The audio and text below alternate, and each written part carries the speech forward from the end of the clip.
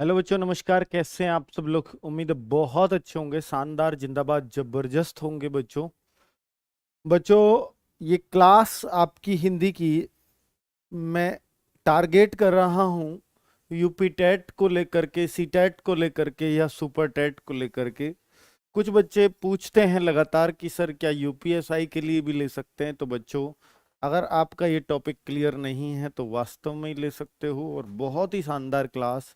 और बच्चों, हर जगह एक टॉपिक से एक जैसी ही चीजें पूछी जाती हैं हिंदी में, कहीं कोई कोई भी खास चीज नहीं पूछी जाती। इसलिए आप ये चिंता बिल्कुल मत किया करो सर ये उस एग्जाम की क्लास है या इस एग्जाम की क्लास है।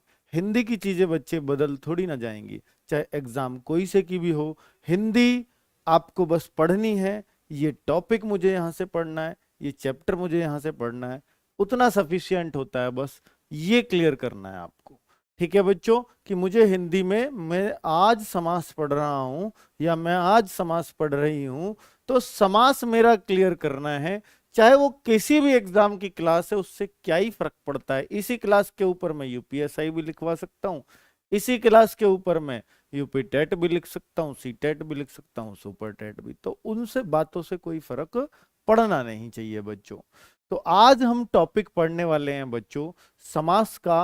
और आपने देखा होगा बच्चों, हमने अब तक दो ही चैप्टर कंप्लीट किए हैं हिंदी में। एक वर्णमाला दो पार्ट में कवर किया, दूसरा संधि दो पार्ट में कवर किया। आज हम समास यानी बच्चों हमारा तीसरा ही टॉपिक है, और टोटल हिंदी में पांचवी ही क्लास है। मैं कोशिश करूंगा कि समास आज की क्लास में आपका खत्म करके ही जाऊं, और पूरा कंप्लीट ये एक वीडियो बच्चे आपके लिए हर एग्जाम में राम बाण क्लास साबित करेगा। क्योंकि बच्चों, समास का एक लौता पार्ट ऐसा होगा जिसमें आपको सब कुछ मिलेगा। आज समास के एकदम बेसिक लेवल से देखेंगे और बच्चों ऊंचाइयों तक छुएंगे।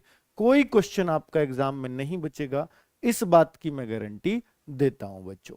ठीक है, चलिए तो बच्चों शुरुआत करते हैं। देखिए बच्चे, गुड नाइट मत बोला करो जब भी आप इस क्लास में आ रहे हो। गुड नाइट तब बोला जाता है, विपिन सर आपको पढ़ा देंगे इस बात को, क्योंकि मैं हिंदी पढ़ा रहा हूँ, इंग्लिश नहीं। तो गुड नाइट मेरे भाई तब बोला जाता है जब आप अलग हो रहे हो किसी से। यानी मुझे अपने पिताजी को गुड नाइट बोलनी है या मम्मी को गुड नाइट बोलना है, तो वो ये है कि गुड नाइट मम्मा, इसका मतलब मैं अब सोने जा रहा हूं। अब इसके बाद कोई एक शब्द बात नहीं होगी। लेकिन आप ड्यूटी से कहीं से आ रहे हो, घर पे जा रहे हो, तो ये नहीं बोल सकते उनसे गुड नाइट। ठीक है, आप अभी उनसे मिले हो, गुड इवनिंग ही बोलेंगे, चाहे वो 9 बजे बोले रात के या 10 बजे। लेकिन गुड नाइट सिर्फ तब बोलता है जब अलगाव हो रहा हो। तो आप मुझसे अब मिलने आ रहे हैं, तो आप गुड इवनिंग बोलिए, ना कि गुड नाइट। गुड नाइट तब बोलना जब क्लास खत्म हो जाए। ठीक है बच्चों, अब ये बता व्यवहारिक ज्ञान दिया है मैंने आपको। कहीं आप आगे जाएंगे तो इस बात का पता जरूर चलेगा, और बड़ा ऑड लगेगा अगर आप किसी से मिलते हैं रात के टाइम और आप बोलते हैं गुड नाइट, मिलते टाइम ही गुड नाइट। ठीक है, तो आगे औरों को भी सिखाना। बहुत बढ़िया बच्चों, चलिए। अगर मैं समास की बात करता हूं बच्चों, तो समास के बारे में जानना भी जरूरी होगा। तो पहले मैं अगर समास का शाब्दिक अर्थ बोलूं, समास का शाब्दिक अर्थ, बचा ये शब्द है ना, इस शब्द का अर्थ क्या है, क्या मतलब है समास का? बेटा समास ही नाम क्यों रखा? तो शाब्दिक अर्थ, इस शब्द का कुछ अर्थ है। शाब्दिक अर्थ भी कई बार पूछ लिया जाता है। शाब्दिक अर्थ का मतलब होता है संक्षेप में लिखना, संक्षेप में लिखना, या संक्षेपीकरण भी कह सकते हैं। संक्षेप क्या होता है? ब्रीफ, अंग्रेजी में बोलते हैं ब्रीफ। ब्रीफ मतलब शॉर्ट। तो किसी चीज को शॉर्ट में लिखना ही संक्षेप में लिखना कहलाता है। अर्थात समास भी ऐसा ही करता है। दो बड़े बड़े शब्द होते हैं, उनको एक जगह मिलाते हैं तो कुछ हिस्सा उनका छट जाता है और वो एक छोटा शब्द बन जाता है। यही समास है। अब बच्चों, इसकी मैं परिभाषा देने लगूं, तो समास की परिभाषा अगर कोई आपसे पूछे तो बच्चे याद रखनी है कि परिभाषा क्या होती है।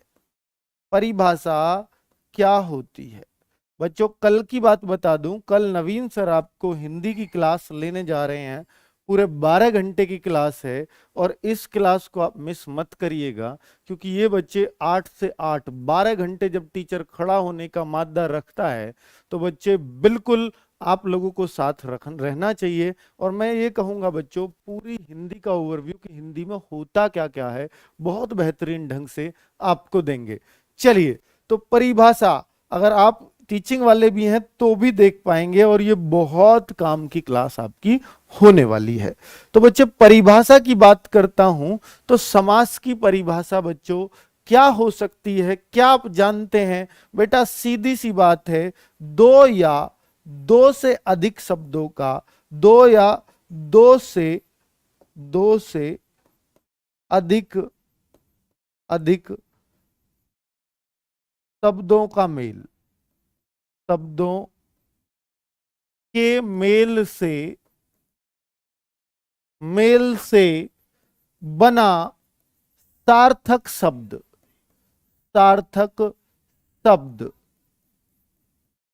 समास होता है। सामासिक इसको कह सकते हैं, समास होता है। इसको आप ऐसे कहिए, सामासिक शब्द, सामासिक शब्द या समस्त पद कहलाता है, समस्त पद कहलाता है। बेटा ये बहुत इंपॉर्टेंट डेफिनेशन है और मुझे पता है कि आप इसे बहुत अच्छे से रटेंगे। क्यों? इससे हमें कई सारी चीजें क्लियर हो रही हैं कि सामासिक शब्द क्या होता है। सर बच्चों, सामासिक शब्द जो समास है ना, वो सामासिक शब्द ही होता है। ठीक है, जब दो शब्द मिलते हैं ना बच्चों, दो शब्द मिलते हैं, क्या सर दो शब्द कोई से भी मिला दो। अब कोई कहे सर ये चम्मच है, ये चम्मच शब्द है, एक कटोरी शब्द है, क्या इन दोनों को मिला सकते हैं? दोनों को एक साथ चम्मच कटोरी, क्या ये एक शब्द हो गया? बेटा ऐसा नहीं है। चम्मच कटोरी ये एक शब्द नहीं है, ना इनको एक साथ कोई बोल सकता है। बच्चों सार्थक शब्द बनना चाहिए। कोई इसको क्या पढ़ेगा? आपको तो पता है, मैंने ये दोनों शब्द लिखे हैं। अगर कोई पढ़े चम चकटोरी, चकट चमच, चम चकट ओरी, ऐसे भी तो पढ़ सकता है पढ़ने वाला, तो उसको समझ नहीं आएगा ये क्या शब्द लिखा हुआ है। बेटा शब्द वो होना चाहिए जिसका अर्थ सार्थक हो, जिससे पता लगे कि भैया ये जो है इसका मतलब ये होता है। ऐसा नहीं कुछ भी आप जोड़ दो, जैसे राम कटोरी जोड़ सकते हो, हाँ राम की कटोरी, बिल्कुल सही है। ठीक है, किसी भी शब्द को, टीवी चाय, इसको जोड़ सकते हो, पंखा चाय नहीं, ये दो अलग अलग शब्द हैं, ये अलग अलग ही रहेंगे, सब शब्द नहीं जोड़ते हैं बच्चों, आप किसी को भी नहीं जोड़ सकते। तो जो बनेगा अगर वो सार्थक शब्द है तो हम उसको सामासिक शब्द कह सकते हैं। सामासिक शब्द अर्थात वही समास है। सामासिक शब्द को ही हम समस्त पद कहते हैं। बच्चे बहुत इंपॉर्टेंट बातें मैंने आपसे कर ली हैं और मुझे उम्मीद है कि अब आपको सामासिक शब्द और समस्त पद की भी पहचान हो गई होगी। बच्चे जैसे एक बच्चे ने एग्जाम्पल दिया कि राम कटोरी, राम कटोरी बहुत सही शब्द दिया है, राम कटोरी। अगर बच्चे इसको क्या बोलूंगा? सर ये समस्त पद है, समस्त पद है, या इसको मैं कह सकता हूं ये सामासिक शब्द है, ये सामासिक शब्द है। यानी दो शब्द थे, आपने उसको छोटा करके एक ही शब्द बना दिया, इसलिए हम इसको संक्षेपीकरण भी कहते हैं। इसको हम सामासिक शब्द भी कह सकते हैं। किसको? राम कटोरी को। अब बच्चों अगर एक आपने सुना होगा सर समास विग्रह, समास विग्रह, समास विग्रह, तो बच्चे ये भी जान लो समास विग्रह सामासिक शब्द का उल्टा है, अर्थात सामासिक शब्द को, सामासिक शब्द को, सामासिक शब्द के बीच, सामासिक शब्द में जुड़े जुड़े जुड़े शब्दों के, बेटा सामासिक शब्द में दो शब्द तो जरूर जुड़ेंगे, सामासिक शब्द में जुड़े शब्दों के शब्दों के बीच संबंध बताना, बीच संबंध बताना, ये बेस्ट डेफिनेशन है समास विग्रह की। सामासिक जो शब्द होगा, क्या ये सामासिक शब्द है? हाँ जी। अब इनके बीच संबंध जो बताओगे उसी को हम समास विग्रह बोलेंगे। अर्थात कोई ये कहे कि सर ये क्या है, ये राम कटोरी है, इसका मतलब राम की कटोरी, राम की कटोरी। अब राम कटोरी को हमने क्या लिख दिया, एक संबंध दिखा दिया राम और कटोरी में कि भैया ये राम की कटोरी है, इसलिए इसको मैं क्या कहूंगा, समास विग्रह। इसी को हम विग्रह कहते हैं। विग्रह कहते हैं बिखराव को, और जहां बिखर जाए पूरा सामासिक शब्द, 3 शब्दों में बिखर गया, 1 2 3, तो बच्चे उसी को समास विग्रह कह देते हैं। बात समझ में आई समास विग्रह क्या है बेटा? और भी अगर देखिए सामासिक शब्द बताऊं, एक होता है गगन चुंबी, गगन चुंबी सामासिक शब्द है। तो सामासिक शब्द है तो इनमें समास भी जरूर होगा। अब कौन सा समास है उसकी बात अभी बाद में करूंगा बेटा। समस्त पद या सामासिक शब्द अगर कोई है तो उसमें कोई ना कोई प्रकार का एक समास होगा। कौन से प्रकार का समास होगा इसकी बात अभी करूंगा, लेकिन पहले मैं इसका समास विग्रह कर लेता हूं। तो इसका समास विग्रह क्या होगा बच्चों? अगर मैं इसका समास विग्रह करूं, समास विग्रह करूं तो बताइए क्या होना चाहिए? तो समास विग्रह, ये तो बेटा सामासिक शब्द है, ये तो सामासिक शब्द है या समस्त पद है, एक ही बात है, समस्त पद या सामासिक शब्द। ठीक है, ये तो एक ही बात होती है।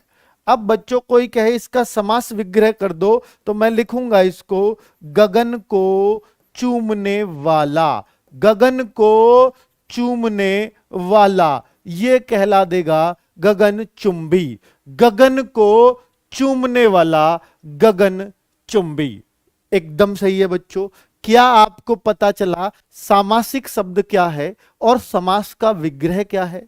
तो बेटा अगर इनके संबंध तोड़ दूं, गगन को और चुंबी के बीच में क्या संबंध है, इस गगन चुंबी का अर्थ क्या है? गगन चुंबी छक्का मारा वीरेंद्र सहवाग ने, विराट कोहली ने, तो उस गगन चुंबी छक्के का मतलब होगा गगन को चूमने तक वो गेंद चली गई, इतनी ऊंची चली गई, गगन को चूम लिया हो जैसे। तो गगन चुंबी ऐसी जगह यूज हो जाता है कि इतना ऊंचा था, जैसे अगर कोई कहे एफिल टावर तो भाई गगनचुंबी है, मतलब गगन को चूमने वाला है। तो वहां हम इस शब्द का यूज करेंगे। बात क्लियर हो गई बच्चों?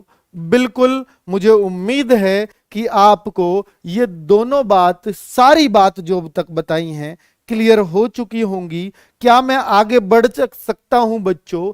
हर सामासिक शब्द में, सामासिक शब्द में एक और खास बात होती है। सामासिक शब्द में, ये बोर्ड फिर गड़बड़ करने लगा, कोई बात नहीं। सामासिक शब्द में बच्चे एक और खास बात होती है, और वो खास बात क्या है? वो है कि उसमें 2 पद होते हैं। हर सामासिक शब्द के अंदर 2 पद होते हैं। क्या? 2 पद होते हैं। 2 पद होते हैं। अब 2 पद कौन कौन से होते हैं बच्चों?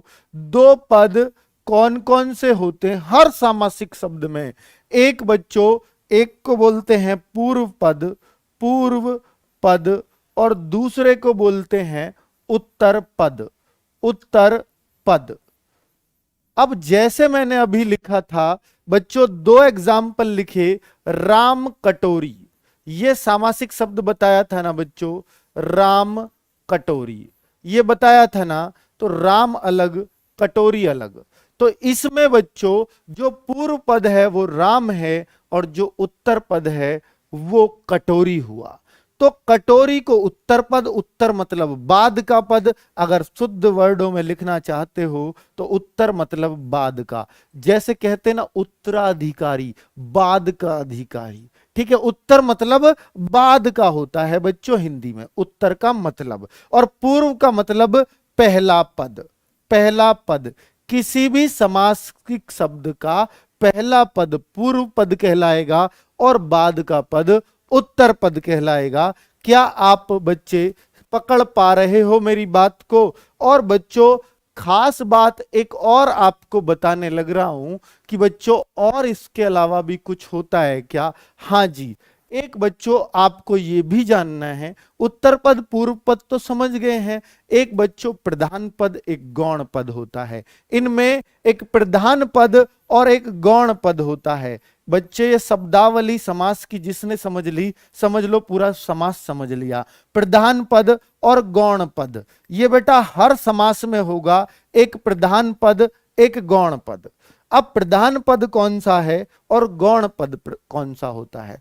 प्रधान पद वह पद, बेटा इन दोनों पदों में वह पद होगा प्रधान पद, पूर्व पद प्रधान होगा या उत्तर पद प्रधान होगा। तो बेटा इन दोनों में अगर मैं देखूं तो प्रधान पद वह पद होगा, वह पद होगा जिसका जिससे सामासिक शब्द का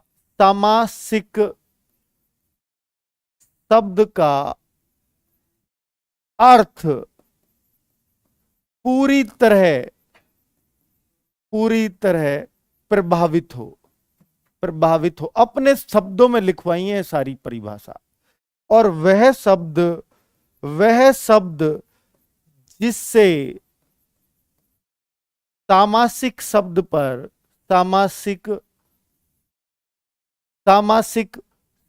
पर बहुत कम या ना के बराबर प्रभाव पड़े। बेटा ये दो बातें मैंने बहुत सिंपल वे में आपको बता दी है। मुझे उम्मीद है कि बच्चे ये आपको एकदम से क्लियर हो चुकी होंगी, एकदम से क्लियर। ठीक है, कोई और बात, कोई और दिक्कत किसी को यहां तक रही हो तो जरूर बताओ। ये मैंने आपको समास की सारी शब्दावली पढ़ा दी है, शब्दावली समास की पढ़ा दी है। इसके बाद सिर्फ ये प्रधानता के आधार पर समास को 4 भागों में बांट सकते हैं। क्या? अगर कोई पूछे कि प्रधानता के आधार पर समास कितने भागों में बंट सकता है तो आप याद रखना सिर्फ 4 भाग। ठीक है, आपको सर हमने तो 6 प्रकार का पढ़ा है, बेटा उन पर भी आऊंगा। मेरा क्वेश्चन शुरू हो, प्रधानता के आधार पर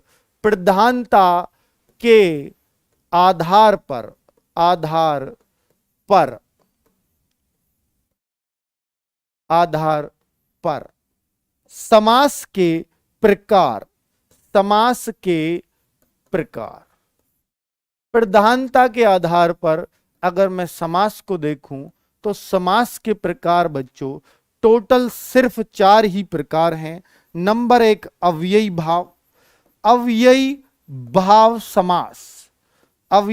भाव समास जरूर आपने सुना होगा। नंबर 2 की बात करूं तो बेटा नंबर 2 पर आ जाता है तत्पुरुष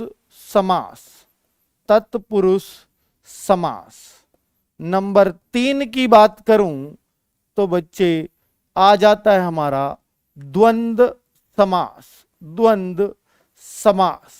और नंबर 4 की अगर बात करूं तो बेटा आ जाता है बहुव्रीहि समास। सही लिखना बहुव्रीहि, ये वर्तनी में भी पूछा गया है कई बार कि बहुव्रीहि कैसे लिखा जाता है। तो टोटल 4 ही प्रकार के समास प्रधानता के आधार पर होते हैं। अब आप सोच रहे होंगे सर आपने कर्मधारय का जिक्र नहीं किया, आपने द्विगु समास का जिक्र नहीं किया। तो बच्चे उनका भी जिक्र जरूर करूंगा, आप बिल्कुल इस चीज की चिंता ना करें। उदाहरण नहीं बताए, अब बताऊंगा बहुत सारे उदाहरण, मेरी भी सुन लीजिए बेटा, आपकी सुनता रहूंगा। पहले पढ़ा लूं फिर बाद के 10 मिनट सुनने पे ही दे दूंगा टॉपिक खत्म करके। आप कह तो दो एक बार।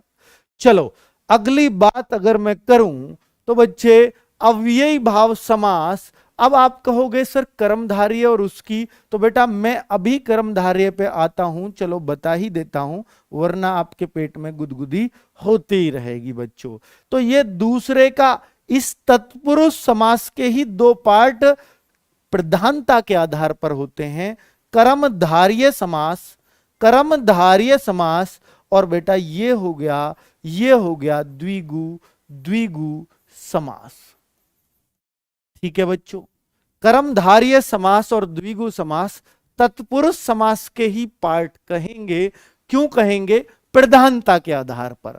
अगर मैं बोलूं बच्चों, अगर मैं देखूं, तो बच्चे अव्ययी भाव, बस एक बात याद रखना, बस इसमें ऐसे याद रखना बच्चों, प्रथम पद या जिसको कहते हैं पूर्व पद प्रधान होता है। क्या? पूर्व पद प्रधान। बहुत इंपॉर्टेंट बात है बच्चों। अगर मैं दूसरे की बात करूं इसकी, तो इसमें उत्तर पद प्रधान, उत्तर पद प्रधान। तो बच्चे चार भागों में क्यों बांटा है अभी आपको समझ में आ जाएगा। पहला पद प्रधान, इसमें बाद का पद प्रधान, और इसकी बात करूं बेटा, पहला इसमें हो गया, बाद का इसमें हो गया, तो इसमें कौन सा बचा?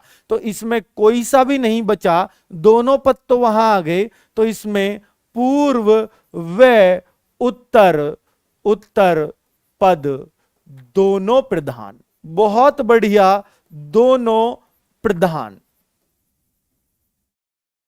तीसरा पार्ट बन गया ना, पहला पद प्रधान पहला पार्ट, उत्तर पद प्रधान दूसरा पार्ट, तीसरे में दोनों प्रधान, और चौथे में पूर्व व उत्तर पद दोनों, दोनों अप्रधान। अर्थात दोनों अप्रधान का मतलब होगा गौण, गौण भी कह सकते हो, अप्रधान को हम गौण भी कहते हैं। बच्चों क्या अब चारों पार्ट आ गए हैं? तो बिना चुनाव के प्रधान के, बिना चुनाव के प्रधान के क्या बोल रहे हो आप, मेरी समझ में नहीं आ रहा है। पूर्व पद प्रधान बच्चे अव्ययी भाव समास में पहला पद प्रधान होगा। ये याद रखने वाली बात है, डायरेक्टली एग्जाम में क्वेश्चन आ जाता है कि कौन से समास में पूर्व पद प्रधान होता है। एकमात्र समास है और वो है अव्ययी भाव। एकमात्र समास है। अगर आ जाए उत्तर पद कौन से समास में प्रधान होता है, तो तत्पुरुष समास। लेकिन दोनों ही इसके पार्ट हैं, तो इन दोनों में भी मुझे क्या करना पड़ेगा? उत्तर पद प्रधान, उत्तर पद प्रधान। बेटा देखो कितने अच्छे से याद करवा दूंगा मैं आपको, वरना इन प्रधानों में ही कंफ्यूज होते रहोगे। उत्तर पद प्रधान बेटा जब ये इसी के पार्ट, और मैं प्रधानता के आधार पर देख रहा हूं, तत्पुरुष के ही पार्ट है, जो जो तत्पुरुष में होगा उत्तर पद प्रधान, वही इन दोनों में भी होगा। तो इन दोनों में भी उत्तर पद ही प्रधान होता है। ठीक है, किस किस में? तो टोटल उत्तर पद प्रधान कितने में हो गया बच्चों? 3 में। तत्पुरुष में, कर्मधारय में, द्विगु में। क्वेश्चन ऐसे भी आ सकता है, निम्नलिखित में से किस समास में उत्तर पद प्रधान नहीं होता है? तो बच्चे 3 इन नामों को और एक कोई सा और नाम उठा देगा और आप बहुत ही अच्छे से कर पाएंगे। ठीक है बच्चों, एकदम से आइडेंटिफाई कर लेंगे। प्रधानता के आधार पर बता रहा हूं, एग्जाम्पल अब देना शुरू करूंगा। बेटा अगर पूर्व व उत्तर दोनों पद प्रधान हो तो वहां दोनों द्वंद्व समास होगा। अगर दोनों पद प्रधान होंगे, सर ये प्रधान कैसे होंगे वो तो बताइए, अभी आऊंगा बच्चों, बस मैं ये रटवा दूं एक बार आपको। और यहां पर क्या होगा? कोई सा भी पद प्रधान नहीं होता। क्लियर बच्चों?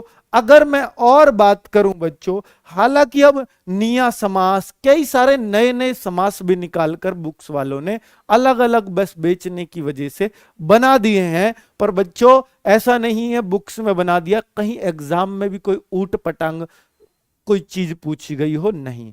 वही एग्जाम में पूछी जाती है जो सर्वमान्य है, जिसको सब मानते हैं। एक आध बुक वाला कोई राइटर मानता है, उसके कहने से नहीं चलेगा। बात समझ में आ रही है? तो आप ये ऐसे मत सोचना सर एक बुक में तो ये वाला समास भी दे रखा था, वो वाला भी दे रखा था। अगर सर्वविदित सर्वमान्य समास है तो सिर्फ यही समास है। ठीक है बच्चों, क्लियर? क्लियर? मैं आपको क्लियर कर पा रहा हूं और आपके मन में जो बातें चल रही हैं मैं खुद से उनका उत्तर दे पा रहा हूं, ऐसा मैं मानता हूं। चलो अब बच्चों आगे अगर मैं बात करूं, सर अव्ययी भाव में आपने बताया कि पूर्व पद प्रधान होता है, कैसे होता है जरा ये भी बता दीजिए। बच्चों एक खास बात और है इसमें कि ये ना उपसर्ग वाला समास भी बोला जाता है। कोई आपसे कहे कि उपसर्ग वाला समास कौन सा होता है तो आप कहेंगे अव्ययी भाव।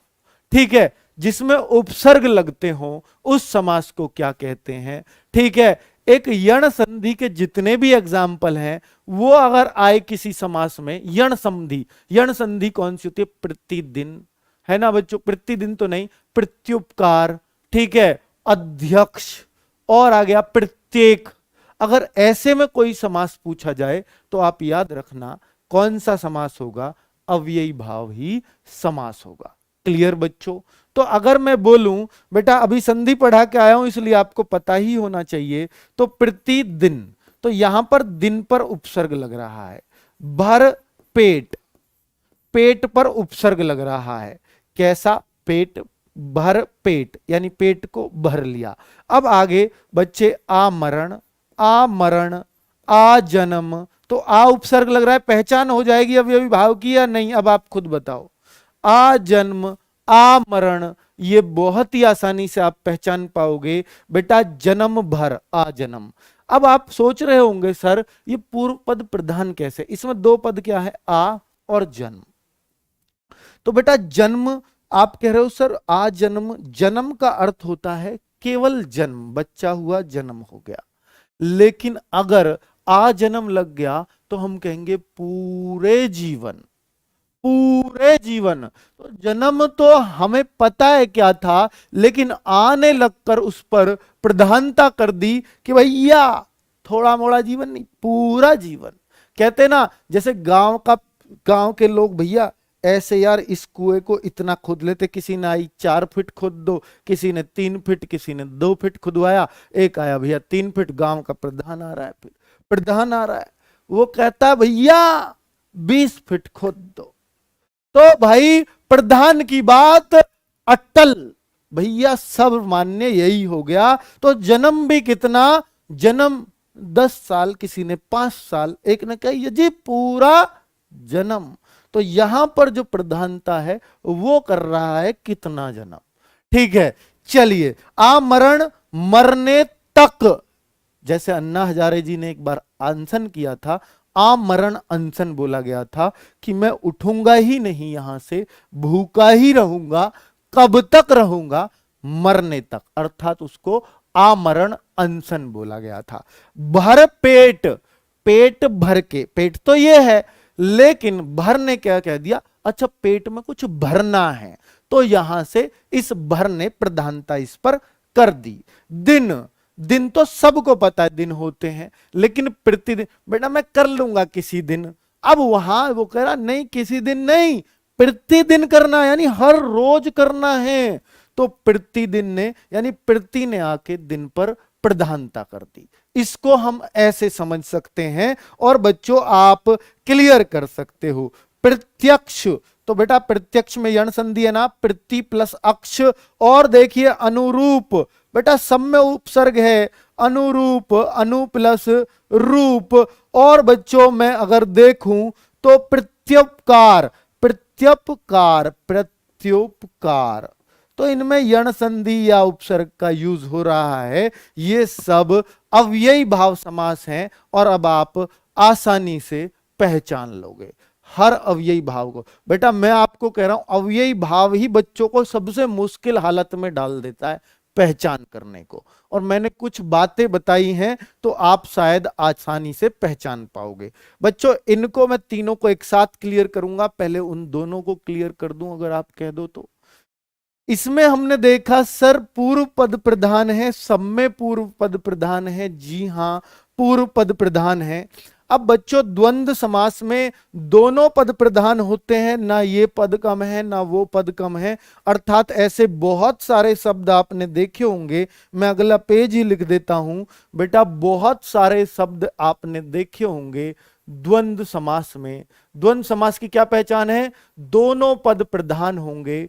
अर्थात बच्चों कई बार हम ये इसकी परिभाषा लिख देते हैं, एक साथ बोले जाने वाले शब्द, एक साथ बोले जाने वाले शब्द, ऐसा भी कह देते हैं।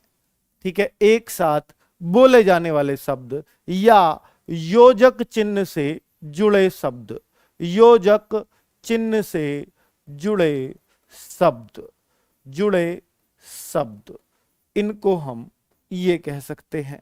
ठीक है बच्चों, और इसमें हम कहेंगे दोनों पद प्रधान, दोनों पद प्रधान। तो बच्चों हमने क्या देखा? ये तीनों पॉइंट बहुत इंपॉर्टेंट है इस समास की पहचान कराने के लिए। तो बच्चों ऐसे कौन से हैं, अगर मैं एग्जाम्पल दूं, उदाहरण दूं, तो उदाहरण ऐसा कहां दूंगा बच्चे? उदाहरण क्या दूंगा आपको? उदाहरण में अब आपको सब पता है द्वंद्व, बच्चे याद कैसे रखते हैं इसको? दो शब्दों के बीच द्वंद्व युद्ध चलता है, और द्वंद्व शब्द तो आपने युद्ध में ही यूज किया होगा, करते देखे होंगे। द्वंद्व चल रहा है उन दोनों राजाओं के बीच। द्वंद्व का मतलब कभी दोस्ती तो होगी नहीं, युद्ध ही होगा। तो दो शब्दों में कलह चलती रहती है, अर्थात देखो माता पिता, माता पिता, माता पिता। और बताइए कौन से दो शब्द बोले जाते हैं? भाई बहन, भाई के साथ बहन ही बोला जाता है। और बताइए बच्चे, बहुत सारे शब्द हैं, आचार विचार, आचार विचार। विपरीत शब्द भी होते हैं कई बार इसमें, विरोधी शब्द, विपरीत, एक दूसरे के विपरीत शब्द भी बहुत बार बोले जाते हैं। घास पूस की रोटी खाई, घास पूस, दिन रात विपरीत है, जी हां। आकाश पाताल विपरीत है, जी हां, आकाश पाताल भी एक साथ। ठीक है, आकाश पाताल। और बताइए बच्चे क्या शब्दों को बोल सकता हूं? आप बताइए, दाल भात, मैंने दाल भात खाए हैं, दाल भात, इस तरह से। और बच्चों मैं देखूं तो बाएं दाएं, बाएं दाएं, ऊपर नीचे, ऊपर नीचे। और एक बहुत इंपॉर्टेंट शब्द लिखूं जिसमें जिसमें बच्चे योजक चिन्ह भी नहीं लगता और बच्चा लोगों को कंफ्यूज करता है, देवासुर, देवासुर्व। बेटा इसमें इसमें आपका कहीं भी ऐसा नहीं लिखा हो। पाप पुण्य, हाँ बिल्कुल सही कह रहे हो। लिट्टी चोखा, हाँ सही कह रहे हो, बिहार का खाना है। तो भला बुरा, बहुत सही। राम कृष्ण, हाँ राम सीता, कृष्ण राधा कृष्ण, ये बोल सकते हैं। पढ़ना लिखना। देवासुर क्यों है? देवासुर में भी यही समास है। कौन सा? द्वंद्व समास। क्योंकि देव और असुर दो एक दूसरे के उल्टे आ गए हैं। देव और असुर में हमेशा द्वंद्व चलता रहता है। अब बच्चों द्वंद्व और किस में चलता है? महाभारत में देखा था, कर्णोर्जुन, कर्णोर्जुन, कर्ण और अर्जुन। बच्चों अगर मैं इनका समास विग्रह करूं तो इसका समास विग्रह कोई बताए? माता और पिता। एक तरफ लिख लेना अगर आप चाहते हो तो बेटा विग्रह करना, माता और पिता। ऊपर हेडिंग डालना कि इनका विग्रह क्या होता है। भाई और बहन, आचार और विचार, घास और पूस, दिन और रात, आकाश और पाताल, दाल और भात, बाएं और दाएं, ऊपर और नीचे, देव और असुर, कर्ण और अर्जुन। तो अगर कोई आपसे इनका क्या पूछे? विग्रह पूछे, तो बस और लगा देना है दोनों शब्दों के बीच में, और कुछ नहीं करना। चाचा चाची, जन्म मरण, बहुत सही कह रहे हो। अब आप समझ तो गए हैं ना बच्चों? ठीक है, तो मैं समझूंगा कि बच्चे अब आपका ये क्लियर हो गया। कौन सा समास था, क्या आप भूले तो नहीं है? ये समास कौन सा था? तो आप कहेंगे सर द्वंद्व समास था, द्वंद्व युद्ध छिड़ चुका है। बहुत सही। अगर बच्चे आगे बोलूं तो बहुव्रीहि समास की बात करता हूं। बहुव्रीहि समास, बहुव्रीहि समास की बात करता हूं बच्चों। ये बहुव्रीहि समास क्या होता है सर?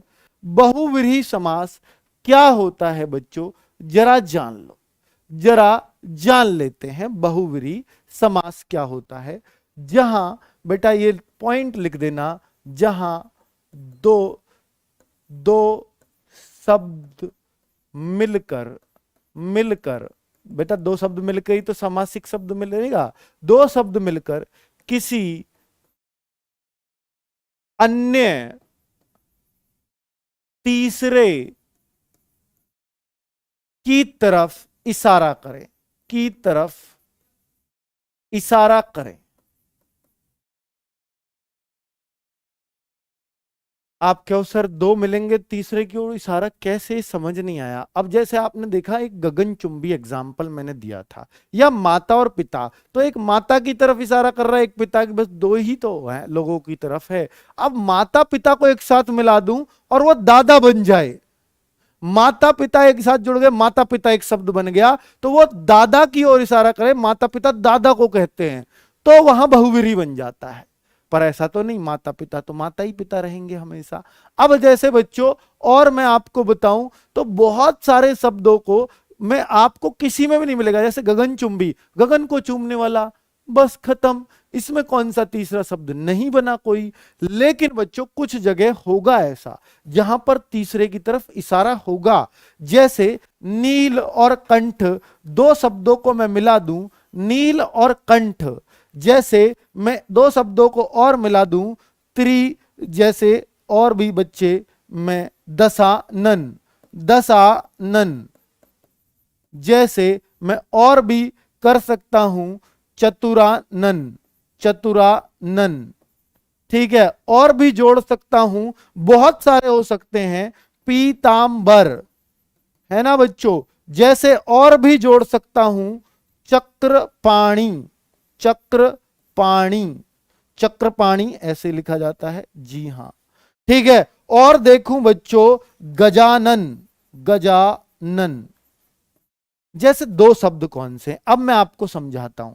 यहां पर दो शब्द है नील और कंठ, नील और कंठ, यानी कंठ यानी गला किसी का नीला हो तो वो नील कंठ, कंठ नीला हो गया, यही बात खत्म हो जानी चाहिए थी। इसने कहां इशारा कर दिया किसी की तरफ। बच्चे जब हमने देखा यार कंठ नीला, कंठ नीला, हमारा दिमाग बस एक ही जगह जाएगा, यार कंठ नीला तो हमने देखा है, किसका देखा है, अर्थात शिव जी का देखा है। तो बच्चे हम कहेंगे अर्थात शिव, अर्थात नीलकंठ कहा गया है, तो भैया ये शिव जी ही रहे होंगे। जरूरी है सर शिव के लिए ही कहा गया हो, किसी ने नीला रंग, देवी माई आ रही है अब उनमें भरने वाला रंग यहां लगा लिया हो, है बच्चों, तो नवरात्रों वाली देवी वाला रंग यहां लगा लिया हो, तो वो भी तो नीलकंठ हो गया। जी हां बिल्कुल हो गया। लेकिन बच्चों नीलकंठ फेमस शब्द किसके लिए है, किसका पर्यायवाची है, वो है अर्थात शिव का, इसलिए हमें ये करना ही पड़ेगा। अब जैसे दशानन, दशानन, 10 आनन हो जिसके, आनन मतलब सिर मतलब मुख, 10 सिर हो जिसके, 10 सिर तो भैया एक ही आदमी के हैं, वो है अर्थात रावण, अर्थात रावण। तो 10 ने और आनंद ने, 10 गिनती ने, आनंद सिर ने, दोनों ने मिलके एक तीसरा चीज अलग ही बना दी जिसका नाम था रावण। बात समझ में आई बच्चों। अब देखूं चतुरानन, जिसके 4 आनन हो, अर्थात कौन होगा, जिसके 4 सिर हो, अर्थात ब्रह्मा कहूंगा या विष्णु कहेंगे, आप देख लीजिएगा बच्चों, जिनके लिए भी बोलते हैं। बताइए चतुरानन ब्रह्मा जी या विष्णु, चतुर्भुज होंगे तो विष्णु होंगे, लेकिन चतुरानन अगर होंगे तो ब्रह्मा जी होंगे, मोदी जी, हाँ सही है। आगे बच्चों ब्रह्मा अर्थात ब्रह्मा, चतुर्भुज होते तो बच्चे कौन होते, चतुर्भुज होते तो अर्थात विष्णु हो सकते थे, बहुत सही। पीतांबर, पीले वस्त्र हो जिसके, अंबर माने वस्त्र, पीत माने पीला, पीले वस्त्र हो जिसके, अर्थात श्री कृष्ण पीले वस्त्रों में रहते थे, बहुत सही। चक्रपाणी, जिसके, जो चक्र धारण करने वाला हो, जिसके पास चक्र हो, अर्थात कृष्ण जी, विष्णु भी कह सकते हो, विष्णु भी कह सकते हो। बहुत सही। गजानन, गज का आनन हो जिसका, गज माने हाथी, हाथी का मुख हो जिसका, अर्थात कौन है? गणेश जी। तो बच्चों इस तरह से हमने देखा, इस तरह से हमने देखा बच्चे, इस तरह से हम देख पाए कि बहुब्रीहि का मतलब यह होता है हर शब्द किसी तीसरे की तरफ इशारा करता ही करता है। तो बहुब्रीहि समास का मतलब ही ये होता है, और मुझे उम्मीद है कि आप बहुत अच्छे से समझ पाए होंगे बच्चों। ठीक है, अगर बच्चे और आगे बढ़ूं तो 3 समास हमने क्लियर कर लिए, अव्ययी भाव, द्वंद्व समास, बहुब्रीहि समास। क्या कभी भूलोगे? नहीं जी नहीं। अब भी भूले तो बेकार है हमारा पढ़ना बच्चों। अब मैं तत्पुरुष पे बाद में आऊंगा, लेकिन तत्पुरुष के 2 पार्ट जो हैं प्रधानता के आधार पर, पहले मैं उन्हीं दोनों को भुगत लेता हूं। एक है कर्मधार्य, कर्मधार्य समास, बहुत ही इंपॉर्टेंट समास है। इसकी पहचान क्या है बच्चों? इसकी पहचान क्या है? ध्यान से सुनना बच्चों। इसकी पहचान है कि दूसरा पद, दूसरा पद को हम क्या बोलते हैं? उत्तर पद प्रधान होगा। उत्तर पद प्रधान, ये सबसे खास बात होगी इसकी, उत्तर पद प्रधान। ठीक है बच्चों, ये किस में? कर्मधार्य में।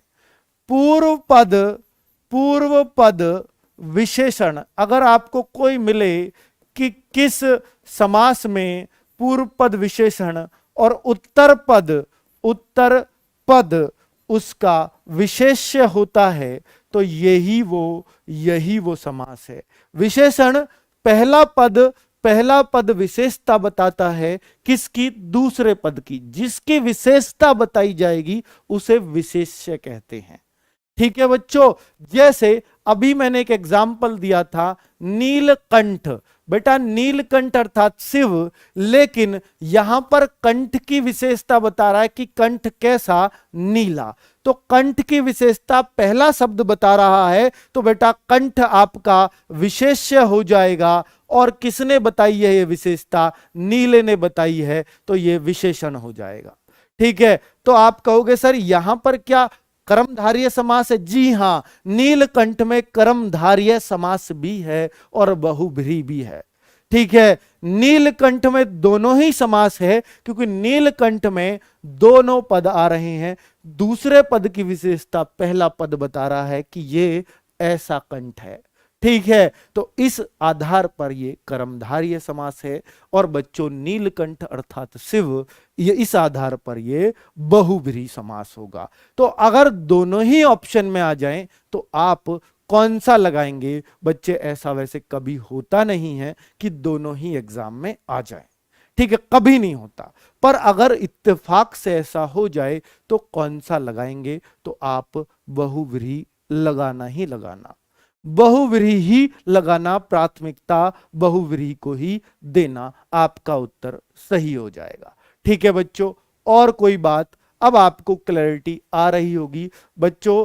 आपको कल भी मैंने बोला था, आज फिर बोल रहा हूं, एक रिक्वेस्ट कर रहा हूं आप लोगों से कि हम यहां पढ़ा रहे हैं, आप भी देख रहे होगे, पूरे जी जान हम झोंक रहे हैं अपने पढ़ाने में, और आपको एक एक बात क्लियर भी समझ में आती होगी, हमारी हर एक बात पढ़ाई हुई, क्योंकि हम मन से इतना पढ़ा रहे हैं। ठीक है, बस आपसे इतना रिक्वेस्ट करेंगे कि इस चैनल के बारे में भी बहुत सारे लोगों को नहीं पता है, तो आप किसी दूसरे चैनल को देखते हो या वहां पर कोई कमेंट देखें कि सर इतनी महंगी फीस हम कैसे अफोर्ड कर पाएंगे, हम कैसे इस बैच को ले पाएंगे, सर हमारे बारे में भी सोचो। ऐसे बहुत जरूरतमंद बच्चे होते हैं। तो बच्चों, उन बच्चों को बस कमेंट में एक रिप्लाई कर देना हमारी तरफ से कि रोजगार विद अंकित या टीचिंग बाय रोजगार विद अंकित सर्च करो, और आपको पूरा UP TET best content, best CTET content आपको मिल जाएगा। कहीं जाने की जरूरत नहीं है। आपको भी विश्वास दिलाता हूं, आपके बीच से भी यूपी टेट सीटेट टॉपर निकलेंगे, लेकिन बच्चों आपको लगातार पढ़ना पड़ेगा अगर टॉप करना है तो। ठीक है, आपका टॉप करने का उद्देश्य ये नहीं है कि सर टॉप करने से सीटेट यूपीटेट में फायदा क्या है, नौकरी थोड़ी ना मिलेगी, पास तो बराबर पे ही होते हैं। बेटा टॉप करने का ऐसा कोई भी टॉपर बताओ जो यूपीटेट और सीटेट टॉप किया हो और फिर वो टीचर ना बना हो। बेटा टॉप जो किया है इसका मतलब ये है अच्छे बच्चों में अगर आप आए हो तो आपके सब्जेक्ट स्ट्रांग हो गए हैं और मिलते जुलते ही तो सब्जेक्ट शिक्षण में पूछे जाएंगे। जो पेपर होगा आपका सुपर टेट हो, डी ट्रिपल एस बी हो, केवीएस हो, सब में ही तो यही तो पूछा जाता है। तो बच्चों जो यहां आप अच्छे मार्क्स लाओगे ऐसा नहीं है वो यूजलेस हैं, वो आगे काम आएंगे। अगली जो तैयारी करोगे टीचिंग की तो बच्चे वहां 100% यही तैयारी है। ठीक है, तो ऐसा मत सोचो कि मेरा बस इतने से ही काम चल जाएगा। बेटा काम चलने के लिए कभी मत पढ़ो, ठीक है, काम चलाने से मत पढ़ो, ये पढ़ो कि मुझे करना है, इसी बार करना है, बहुत शानदार करना है, तो बच्चे आप बहुत अच्छे से कर पाओगे।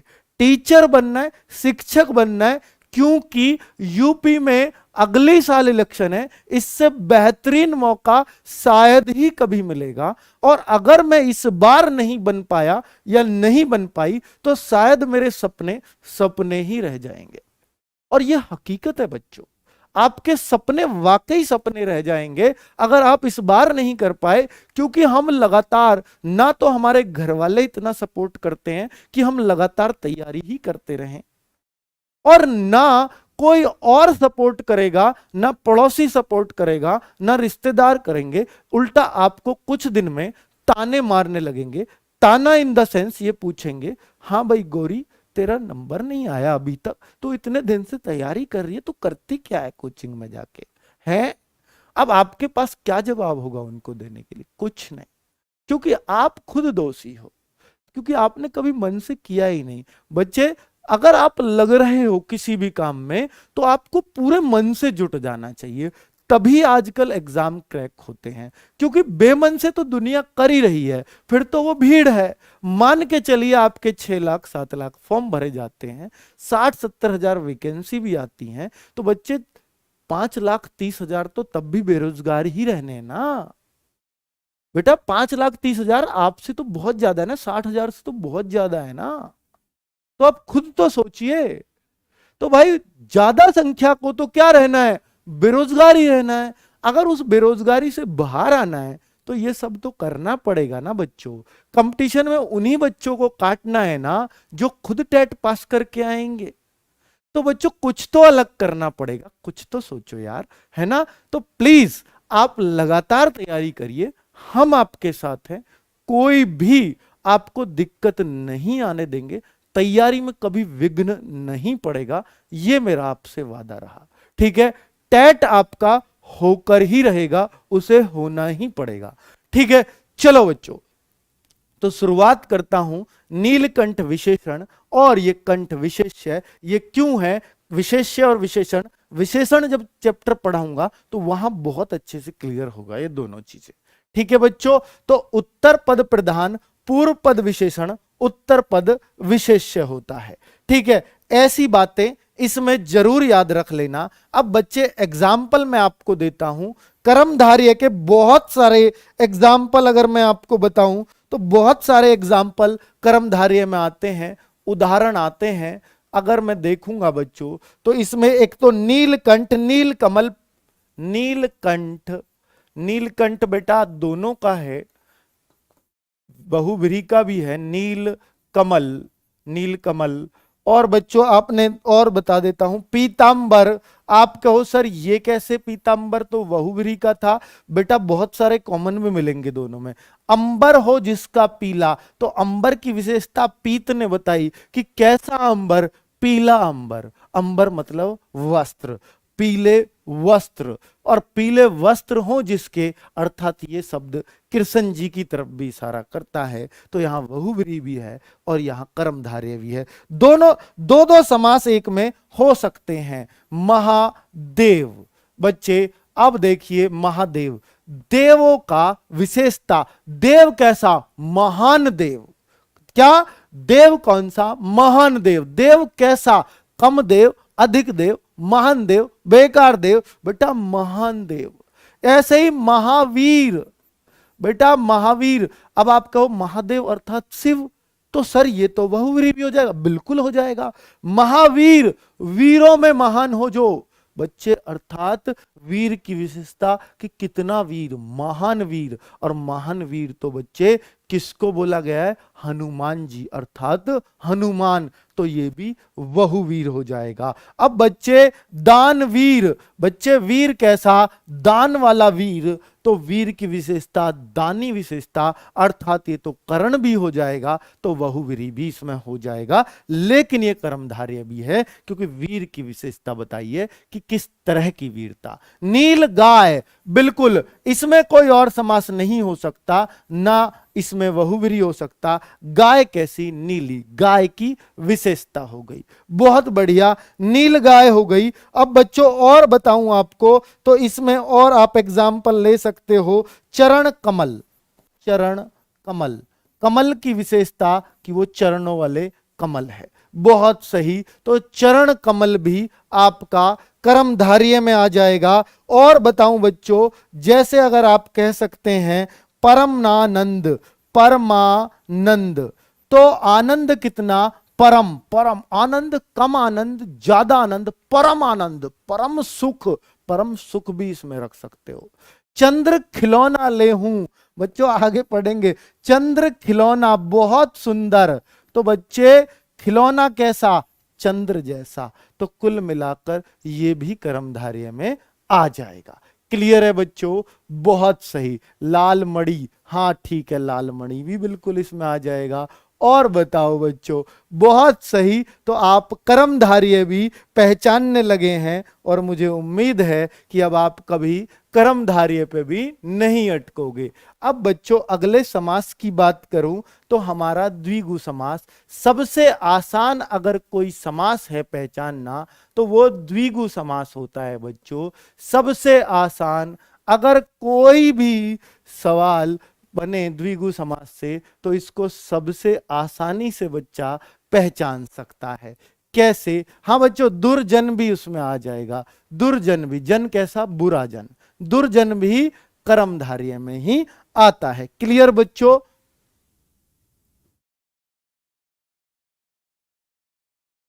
बहुत सही।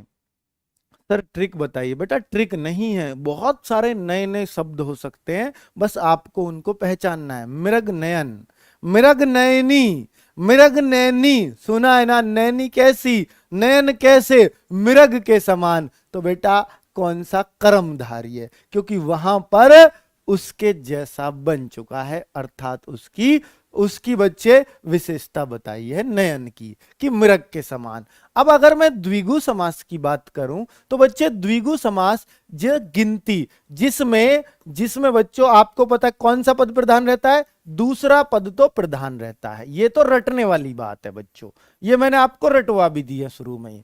दूसरा पद प्रधान रहेगा, और पूर्व जो पद होगा, पूर्व पद वो एक संख्या की तरफ इशारा करेगा, संख्या वाचक होगा। क्या ये जरूरी है? हाँ जी, पूर्व पद संख्यावाचक होगा। यही पहचान है, सबसे आसान बन जाएगा बच्चों। जैसे तिराहा, जैसे तिरंगा, जैसे नवरात्र, जैसे जैसे सप्ताह।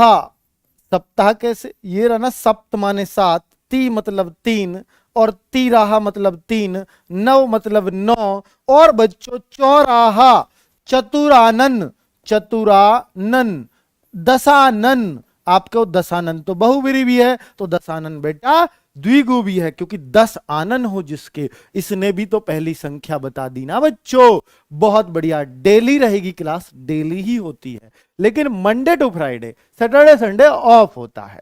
ठीक है बच्चों, बहुत सही। और बताऊं, चौमासा, चौमासा, सब में बच्चे संख्या आ रही है ना? कोई ऐसा तो नहीं है दोपहर जिसमें संख्या ना आ रही हो। आप कहो दोपहर में कहां आ रही है? बेटा जहां दोपहर मिल रहे हो वो दोपहर होता है। तो ये रहे ना सारे एग्जाम्पल, और भी बहुत सारे आप रख सकते हो। पंचानन में भी गिनती है, बिल्कुल सही कह रहे हैं, तो पंचानन भी यहां लिख दीजिए, बिल्कुल सही, बहुत सही। अब बच्चों तिकोना, क्या बात है, तिकोना, 3 कोने हों जिसमें, बिल्कुल सही। त्रिभुज, पंजाब, इसी में आएगा। शानदार, 5 नदियों का आब होता है पंजाब, बिल्कुल 5। चवन्नी, बिल्कुल इसी में आएगा, चवन्नी, ठीक है, 4 अन्नी जो भी है, तो चवन्नी, क्योंकि यहां भी 4 से ही बना है। त्रिलोक, बिल्कुल सही कह रहे हैं। तो अब आप समझ गए हैं बच्चों कि द्विगु क्या होगा। अब मैं लास्ट समास की तरफ बढ़ता हूं और वो हमारा तत्पुरुष समास है। तत्पुरुष समास है बच्चों, तत्पुरुष समास। पहचान क्या है बच्चों? तत्पुरुष समास की पहचान क्या है? पहचान है बच्चे, पहचान है कि कौन सा पद प्रधान होगा, कौन सा पद प्रधान होगा, दूसरा पद प्रधान होगा, दूसरा पद प्रधान होगा ही होगा। बच्चे क्लियर हुआ क्या? दूसरा पद प्रधान होगा, ये तो क्लियर ही है। ठीक है, आप कहो सर जैसे कर्मधारय में विशेषण और विशेष्य होता है, क्या इसमें भी होता है? बच्चे कर्मधारय इसी में से बना है। अगर विशेषण विशेष्य का कोई और भी समास पूछा जाए कर्मधारय के अलावा, तो आप इसी को लगा देना। ठीक है, तत्पुरुष को लगा सकते हो, बहुत सही। अब बच्चों इसमें कैसे, इसमें कौन कौन से, जैसे एक बच्चे राजपुत्र है, यहां पर क्या होता है बच्चों, आपने इंग्लिश में प्रीपोजिशंस सुनी होंगी, हिंदी में उनको संबंध बोधक बोलते हैं जैसे, और हिंदी में कारक भी बोलते हैं। का, इनके बीच में अगर मैं इनका विग्रह करूं तो राजपुत्र का विग्रह करूंगा तो राजा का पुत्र। का, को, की, में, पर, अगर इनको तोड़ने पर ऐसा कुछ भी आए, विग्रह करने पर अगर ऐसा कुछ भी आए, तो वहां तत्पुरुष समास होगा। क्या क्या आना चाहिए? कर्ता ने, तो कर्ता नहीं होता बेटा, टोटल 8 कारक होते हैं। पहला होता है कर्ता कारक, कर्ता कारक, और लास्ट का होता है संबोधन कारक। कौन कौन सा? संबोधन कारक और कर्ता कारक। इन दोनों को छोड़कर, संबोधन को और कर्ता को, इन दोनों को छोड़कर बीच में 6 कारक और पड़ते हैं। उन 6 कारकों से ही 6 तत्पुरुष समास बनते हैं। ठीक है, तो तत्पुरुष समास अपने आप में कितने प्रकार का होता है? 6 प्रकार का होता है। अब बच्चे तत्पुरुष समास के अगर मैं पार्ट लिखूं तो पहला पार्ट बच्चों, एक पहला पार्ट होता है जिसको मैं कहूं कर्ता ने कर्म को, तो कर्म तत्पुरुष, कर्म तत्पुरुष, कर्म तत्पुरुष।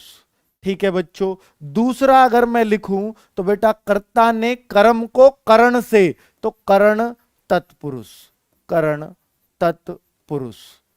ठीक है बच्चों, करण तत्पुरुष। तीसरा अगर मैं लिखता हूं कर्ता ने कर्म को करण से संप्रदान के लिए, तो संप्रदान तत्पुरुष, संप्रदान तत्पुरुष, संप्रदान तत्पुरुष। अपादान से, अपादान तत्पुरुष। अगर किसी ने पहले कारक थोड़ा भी पढ़ा है, वो एकदम से समझ जाएगा कि मैं क्या कर रहा हूं। और संबंध कारक होता है अगला, तो संबंध तत्पुरुष भी ऐसे ही लिख देंगे। और लास्ट बचता है बच्चों, एक बचता है अधिकरण कारक, अधिकरण तत्पुरुष भी कह दूंगा। तो ये आप 6 प्रकार के तत्पुरुष कह देंगे, 3, 4, 5, 6। ये 6 तत्पुरुष समास होते हैं बच्चों। अब आपको बस करना क्या है, करना क्या है बच्चों, कि जिसमें जैसे कर्म को, जिसको को से जो टूटेगा वो कर्म तत्पुरुष होगा। कर्ता ने कर्म को, कर्ता तो है ही नहीं, कर्म को करण से, तो भैया से या के द्वारा। जैसे बच्चों कहते हैं ना, मैंने पेन से लिखा, पेन से लिखा, तो वहां पर हम कहते हैं ये से किसके लिए आया है, तो मैं कहूंगा करण के लिए। पेन के द्वारा लिखा तो भी वो करण तत्पुरुष ही होता है, क्योंकि से का अर्थ के द्वारा भी होता है। ठीक है, संप्रदान के लिए, तो जब के लिए आ जाएगा, जब मैं समास को बीच में से विग्रह करूंगा और उसके बीच में के लिए आ जाए, तो जैसे जैसे रसोई घर, जैसे बच्चे रसोई घर, इसका विग्रह करके दिखाना मुझे, तो रसोई के लिए घर, विद्यालय, इसमें कौन सा समास होगा बच्चों? इसको जरा तोड़ के बताओ, विग्रह करके बताओ। विद्या के लिए आल्य, तो के लिए कौन से में आएगा? अब इसमें आपने देखा के लिए बीच में आ गया, का, के लिए, से, में, पर, ऐसा कुछ भी आएगा तो समझ जाना तत्पुरुष ही होगा। विद्या के लिए आल्य, अब के लिए कौन से में आता है भाई? संप्रदान में आता है, तो संप्रदान तत्पुरुष इसका आंसर हो जाएगा। बात क्लियर हुई बच्चों? क्या आप बात क्लियर हुई ये बता दीजिए बच्चों। विद्यालय, विद्या के लिए आल्य, बहुत सही। अब आप बहुत अच्छा समझ पा रहे हैं। अपादान होता है से ही मतलब होता है। आपके उस से तो सर करण में आएगा, फिर यहां कैसे? से का मतलब यहां होगा अलगाव, जहां पर अलगाव दिख रहा हो, अलग होना दिख रहा हो। जैसे बच्चों, जैसे अगर कोई कहे रोग मुक्त, रोग मुक्त बच्चों, रोग मुक्त, रोग मुक्त, अगर कोई ये कहे तो इसमें कौन सा समास है? तो आप इसका पहले विग्रह करेंगे। विग्रह करके मुझे बताइए इसका विग्रह क्या होगा। इसका विग्रह क्या होगा बच्चों? तो आप कहोगे सर इसका विग्रह होगा रोग से मुक्त, रोग से मुक्त, तो से ही तो आएगा बच्चे, रोग से मुक्त, मुक्त बच्चों, रोग से मुक्त इसका होगा। अब बच्चों रोग से मुक्त का क्या है? रोग भाग गया, रोग अलग हो गया, रोग हट गया, तो भैया इससे का मतलब क्या है? इससे का मतलब है अलगाव। रोग हट गया, रोग चला गया, अलगाव। तो जहां अलगाव दिखेगा ये अलगाव वाला है, जहां अलगाव दिखा वहीं कौन सा हो जाएगा? अपादान हो जाएगा। बात क्लियर हुई? जहां भी अलगाव दिखा वहीं अपादान हो जाएगा बच्चों। ठीक है, पेड़ से पत्ते गिरते बेटा वो तो कारक है, लेकिन मुझे एक शब्द चाहिए, जैसे यहां मैंने रोग मुक्त बोला। ठीक है बच्चों, और भी मैं एग्जाम्पल अगर आपको देना चाहूं तो बताइए बच्चे, काम चोर, काम चोर बताइए ये किस में आएगा? काम चोर का मतलब होगा काम से जी चुराना, काम से दूर भागना, काम से अलग होना। काम चोर का मतलब यही होगा, तो काम से चोरी, तो से मतलब अलगाव, तो इसमें कौन सा होगा? अपादान तत्पुरुष। अपादान तत्पुरुष भाई, कितना शानदार एग्जाम्पल आपके सामने आया है। एक बच्चों, एक आ गया सर, एक आ गया रोगग्रस्त, एक बच्चे आ गया रोगग्रस्त। अब आप देखिए रोगग्रस्त, इसमें कौन सा समास होगा? रोगग्रस्त में समास बताओ। तो बच्चे पहले समास विग्रह करूंगा मैं, समास विग्रह करूंगा तो बेटा इसका विग्रह क्या होगा? इस विग्रह क्या होगा? रोग से ग्रस्त, रोग से ग्रस्त, इसका मतलब है कि रोग अभी भी लगा हुआ है। ग्रस्त मतलब पीड़ित, रोग पीड़ित है ना बच्चों, तो रोग अभी भी लगा हुआ है। अब रोग लगा हुआ है, अलग तो नहीं हुआ, तो इस से का मतलब अगर अलगाव दिखाता तो अपादान तत्पुरुष हो जाता। लेकिन अब कौन सा तत्पुरुष होगा? से और कौन से में आता है? कर्ता ने कर्म को करण से, तो बेटा करण तत्पुरुष कहलाएगा, करण तत्पुरुष कहलाएगा, तत्पुरुष कहलाएगा। क्या आपको क्लियर हुआ? बहुत सही से क्लियर हो गया होगा। ठीक है, अब मैं अगर बच्चों अभी आपसे पूछूं कि मैंने अपादान तक बता दिया, फिर सर संबंध, संबंध में बच्चा अगर किसी के बीच में का, की, के ऐसे कुछ आए तो संबंध तत्पुरुष होगा। जैसे राजपुत्र ये शब्द लिखा है तो इसका मतलब क्या है? राजा का पुत्र, तो राजा से संबंध दिख रहा है ना पुत्र का, कि ये राजा का पुत्र है, तो संबंध दिख रहा है, इसलिए संबंध तत्पुरुष हो जाएगा। क्लियर है ना बच्चों? तो यहां पर का की के जरूर काम करेंगे। और बता देता हूं, गंगा जल, गंगा का जल, तो का आ गया, एग्जाम्पल लिख लेना बच्चों। और आपसे पूछूं मंत्री परिषद, मंत्रियों की परिषद किया गया, मंत्री की परिषद या मंत्रियों की परिषद, मंत्री परिषद, संबंध आ गया ना बच्चों। और अगर मैं लास्ट देखूं तो अधिकरण के लिए हम जहां भी में आए या पर आए वहां पर अधिकरण होगा। एग्जाम्पल मैं अगर आपको दूं तो बेटा मुनि श्रेष्ठ, मुनि श्रेष्ठ का जरा तोड़ के बता दो। मुनि श्रेष्ठ, मुनियों में श्रेष्ठ, मुनियों में श्रेष्ठ, मुनियों में श्रेष्ठ, मुनि श्रेष्ठ होता है मुनियों में श्रेष्ठ, मुनियों में श्रेष्ठ। तो में एग्जाम्पल आ गया ना बच्चों, में किस में आता है? अधिकरण में। और बताऊं बच्चों, नगरवास, नगरवास इसका मतलब क्या होगा? नगर में वास। अब आप कहोगे सर एक पर का भी एग्जाम्पल दे दो, तो बेटा एक पर का भी एग्जाम्पल दे दो। आप बीती, आप बीती इसका बनाओ जरा। आप बीती का होगा आप पर यानी स्वयं पर, आप पर बीती हुई, आप पर बीती हुई। तो पर आया और पर में कौन सा होगा? अधिकरण तत्पुरुष होगा। बात समझ में आ गई बच्चों? ठीक है। और अब बच्चों पुस्तकालय क्या है? पुस्तक का आल्य, संबंध भी कह सकते हैं, पुस्तक के लिए आल्य वो भी कह सकते हैं, संप्रदान भी कह सकते हैं, अर्थात दोनों ही आ जाएंगे। बेस्ट होगा के लिए वाला अर्थात संप्रदान तत्पुरुष। क्लियर है बच्चों? अगर बेस्ट की बात करूं, ठीक है।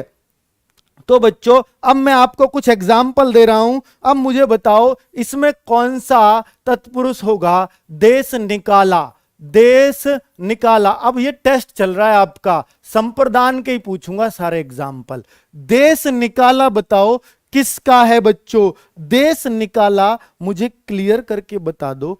देश से निकालना, तो से आया और अलग कर दिया, और जब अलग कर दिया तो अपादान हो गया। अपादान के एग्जाम्पल में ये लिख लेना। बहुत सही। एक और मैं आपको देता हूं और मुझे उम्मीद है कि आप जरूर करोगे बच्चे। ऋण मुक्त, ऋण मुक्त जल्दी बताओ इसका क्या होगा? ऋण मुक्त, ऋण मुक्त क्या होगा बच्चों? जल्दी बताओ। ऋण मुक्त, ऋण से मुक्ति, ऋण से अलगाव हो रहा है, तो अलगाव जहां भी होगा अपादान ही आएगा। बहुत शानदार। और पूछता हूं अगले अगले क्वेश्चन को, और बताइए बच्चे। कवि रचित, कवि रचित, ये कवि रचित है बच्चा, कवि द्वारा रचित। इसको तोड़ो ना, कवि रचित कविताएं, तो कवि द्वारा रचित। तो द्वारा किस में आता है बच्चों? कर्ता ने कर्म को करण से या के द्वारा। बेटा पढ़ लो ना, ध्यान दिया है ना? करण, करण से या के द्वारा आ रहा है ध्यान? बेटा किस में बताया था? करण द्वारा आया था, करण तत्पुरुष में, करण तत्पुरुष। क्या क्लियर हो रहा है ना बच्चों? बताइए ना बच्चों, क्या आप क्लियर कर पा रहे हैं? एक और बताइए। मनोहर, मनोहर इसका मतलब क्या होगा? मन को हरने वाला, हरने वाला, मन को हरने वाला। तो बेटा को आया ना, और को किस में आता है? कर्ता ने कर्म को। तो बेटा कर्म तत्पुरुष, कर्म तत्पुरुष ये रहा आपका कर्म तत्पुरुष। क्लियर? बहुत क्लियर सर, बहुत क्लियर। और बताइए, और बताइए बच्चे। बहुत सही। मन चाहा, मन चाहा बेटा बताओ इसमें कौन सा समास होगा? में समास कौन सा है?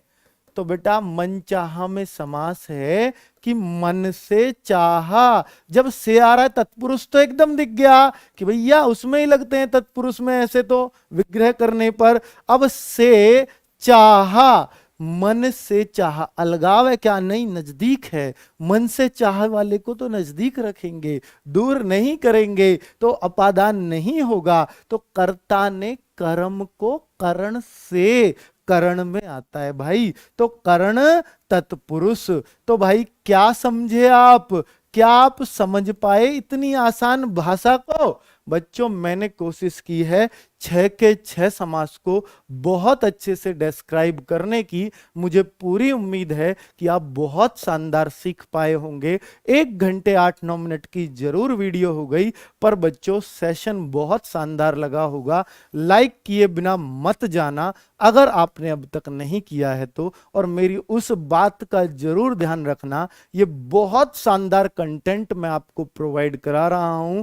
अगर आप बुक से और प्रैक्टिस कर लेते हैं तो 4 चांद लग जाएंगे और कभी एग्जाम में भी दोबारा रिपीट करने की नोट्सों को जरूरत नहीं पड़ेगी, अगर आप अभी थोड़ी सी प्रैक्टिस कर लेंगे तो बच्चों, है ना? तो बहुत बढ़िया बच्चों, ऐसे ही साथ बने रहना और दूसरे बच्चों को जरूर बताना कि यहां टीचिंग की क्लासेस एकदम फ्री चल रही हैं। पहला बैच है इसलिए फ्री दे रहे हैं, वरना यही कोर्स हजारों में बिकेगा बच्चों, और आप भी देखेंगे। और अगली बार आपको ये हजारों में ना खरीदना पड़े, मैं भी यही चाहूंगा, इसलिए फ्री में लग जाओ। चलो बच्चों, ओके, बाय बाय, फिर मिलते हैं।